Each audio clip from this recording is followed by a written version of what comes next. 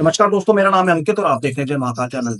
इस वीडियो को अंत तक देखिए ताकि आपसे कोई जानकारी मिस ना हो। इस वीडियो को लाइक भी कीजिए।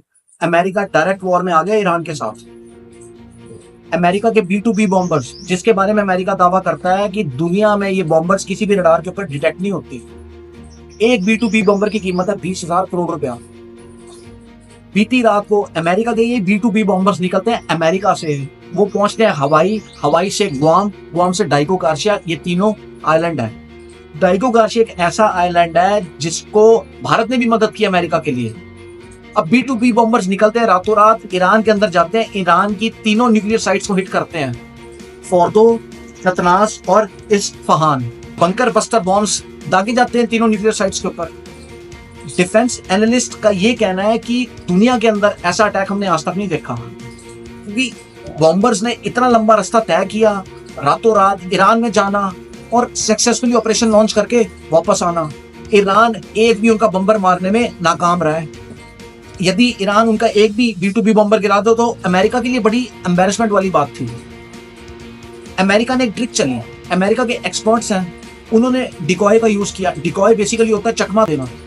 अब ईरान को लगेगा अपने रडार के ऊपर कि अमेरिका का बम्बर वाकई आ रहा है, लेकिन वो असल में बम्बर होगा नहीं।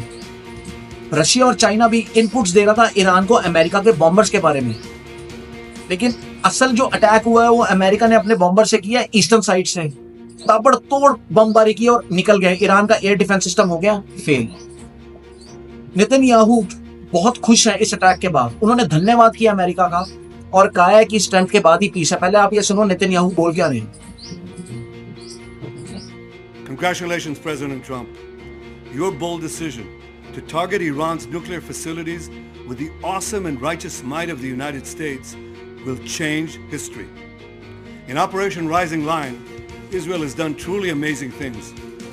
But in tonight's action against Iran's nuclear facilities, America has been truly unsurpassed.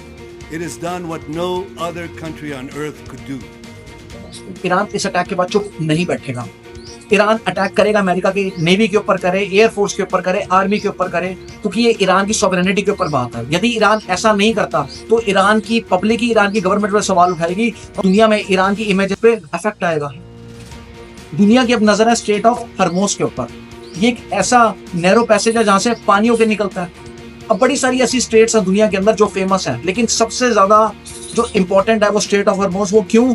यदि ईरान की नेवी इसे ब्लॉक कर देती है तो 20% ऑयल की सप्लाई दुनिया में अफेक्ट हो जाएगी।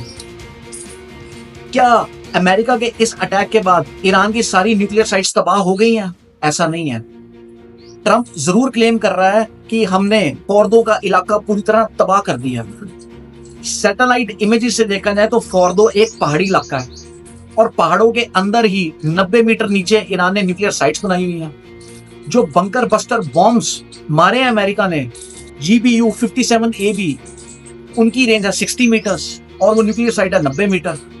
अब ट्रंप बड़े टाइम से कह रहे हैं हम अटैक करेंगे, हम ये करेंगे। तो ईरान कहता है हमें पता था कि अमेरिका यहाँ अटैक करेगा, इसीलिए हमने पहले ही जितनी भी इक्विपमेंट्स है और इंजीनियर्स हैं उनको यहाँ से मूव कर दिया था।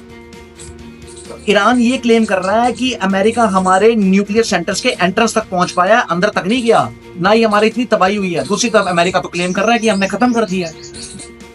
अब ये तो डिपेंड करता है एक्यूरेसी के ऊपर। ईरान कह रहा है अमेरिका ने गलत किया है, हमारा कुछ भी नहीं बिगाड़ पाया अमेरिका और हम रिवर्ट करेंगे। ट्रंप कह रहा कर दिया है। अगर आप मेरे से पूछो तो ये प्रिसिशन के ऊपर डिपेंड करता है। एक बॉम्ब की जो डेप्थ है वो 60 मीटर है। यदि एक बॉम्ब के ऊपर दूसरा बॉम्ब गिरा है तो जरूर न्यूक्लियर साइट्स डैमेज हुई होंगी, क्योंकि अमेरिका कह रहा है हमने dozens of bunker buster bombs मारे हैं। ईरान और अमेरिका सीधा वॉर में आ चुके हैं और ये लड़ाई आगे फ्यूचर में बढ़ेगी। दोस्तों, कि इसका रिजल्ट क्या निकल के आता है इसकी अपडेट मैं आपको देता रहूंगा और कहां तक ये जंग पहुंचती है। बाकी आपका कहना इस वीडियो के बारे में मुझे कमेंट सेक्शन में लिख के बताइए। और यदि आपको भारतीयों ने तो कमेंट सेक्शन में जय हिंद, जय वंदे मातरम, आपको